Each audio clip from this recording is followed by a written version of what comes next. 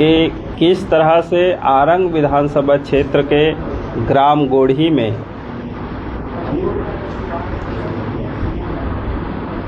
निवर्तमान उस समय गांव के सरपंच रहे, सचिव, उप सरपंच, इन लोग सभी लोग मिलकर शासकीय जमीन का क्रय विक्रय किए हैं और शासकीय जमीन का खरीदी बिक्री करना ये अपराध की श्रेणी में आता है। ये जो खरीदी बिक्री किया है वो भी कांग्रेस है, कांग्रेस के पदाधिकारी कार्यकर्ता है, सरपंच रहे हैं, अभी वर्तमान में जनपद के सदस्य भी हैं। इनके द्वारा ग्रामवासी के ग्राम सभा के सहमति के बिना फर्जी तरह से पट्टा बनाकर कूटरचित करके और ग्रामवासी से बाहर के लोगों को भी इन लोगों ने जमीन का आवंटन किया है, बेचे हैं। अब बेचने वाला भी कांग्रेसी और खरीदने वाला भी कांग्रेसी। गोढ़ी के जो कांग्रेस के नेता है, जनपद सदस्य है गोपाल धीवर, इसके द्वारा बेचा गया है और कांग्रेस के ही ब्लॉक कांग्रेस कमेटी के महामंत्री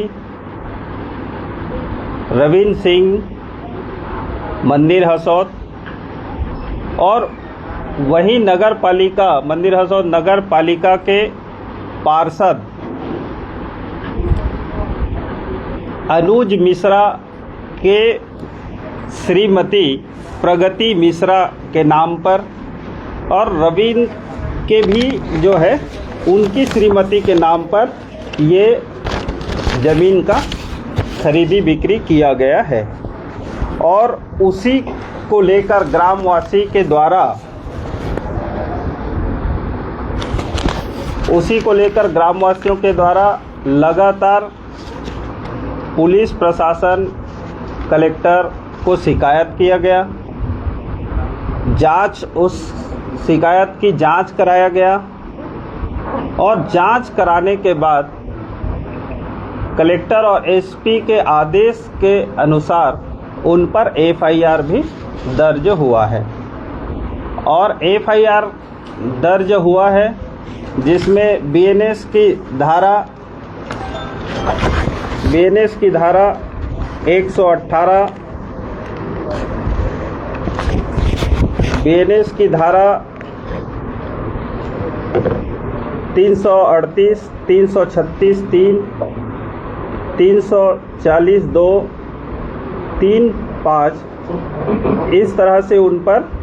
केस दर्ज हुआ है और अभी ये नेता फरार है और इसके अनुसार से इस पर पुलिसिया शिकंजा कसा गया है, इस पर कार्रवाई हुई है, एफआईआर दर्ज है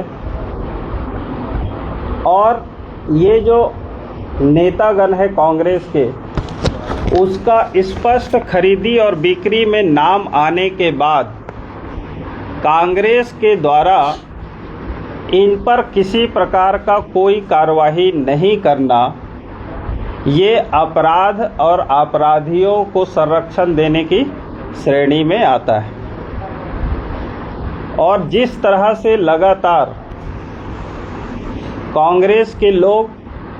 छत्तीसगढ़ प्रदेश में अपराध के क्रम को बढ़ावा दे रहे हैं और लगातार अपराध कर रहे हैं, इससे यह प्रतीत होता है कि कांग्रेस एक तरह से अपराधी को संरक्षण देने वाली पार्टी बन गई है और अपराधी प्रोडक्ट करने वाला एक संस्था बन गया है। अब कांग्रेस को मुझे लगता है कि लोकतंत्र पर उनका कोई विश्वास नहीं है लोकतांत्रिक पद्धति से काम करने की उनकी सोच समझ खत्म हो गया है। अब वो अपराध की करने वालों को संरक्षण और अपराधियों का प्रोडक्शन करने वाला एक तरह से प्रोडक्शन हाउस बन गया है। जिस तरह से गंभीर घटनाएं पूर्व में भी कांग्रेसियों के द्वारा लगातार किया जाना, सूरजपुर में पुलिस परिवार की हत्या कांग्रेसी पदाधिकारी के द्वारा किया गया, जिस तरह से बलौदाबाजार की घटना में कांग्रेस के विधायक देवेंद्र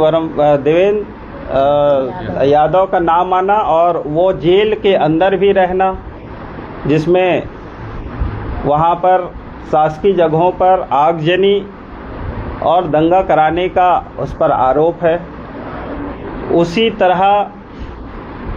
लगातार अन्य स्थानों पर भी ऐसी घटनाओं को अंजाम दे रहे हैं और उसके बावजूद भी कांग्रेस ऐसे लोगों के ऊपर कोई कार्रवाई नहीं कर रहा है। इसके अलावा भी आप जान रहे हैं कि कवासी लखमा लंबे समय तक जेल में रहे, लेकिन उस पर अनुशासनात्मक रूप से कोई कार्रवाई कांग्रेस के द्वारा नहीं किया गया। देवेंद्र वर्मा के ऊपर भी नहीं किया, देवेंद्र यादव के ऊपर भी नहीं किया गया। और उसी प्रकार से इनके और भी नेता जेल के अंदर थे। उसमें पूर्व मुख्यमंत्री भूपेश बघेल के लड़का भी जेल में रहे और भी उनके नेता जेल में रहे। अगर ऐसे अपराधियों को अगर कांग्रेस संरक्षण देते रहें और उस पर कोई प्रकार का कार्यवाही नहीं करता है, इसका मतलब है कि अपराधियों को और अपराध करने वाले लोगों को और उसको संरक्षण देने के काम कांग्रेस कर रहा है, उनके नेतृत्व में हो रहा है, ऐसा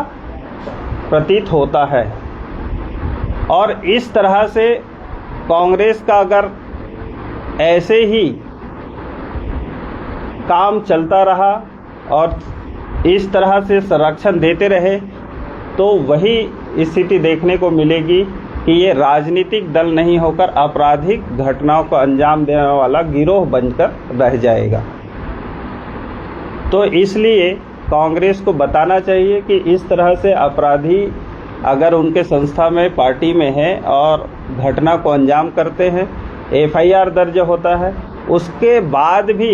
नैतिकता के आधार पर उनको पार्टी के द्वारा पार्टी फोरम से उस पर कार्रवाई करना चाहिए, उसको पार्टी से बाहर निकालना चाहिए।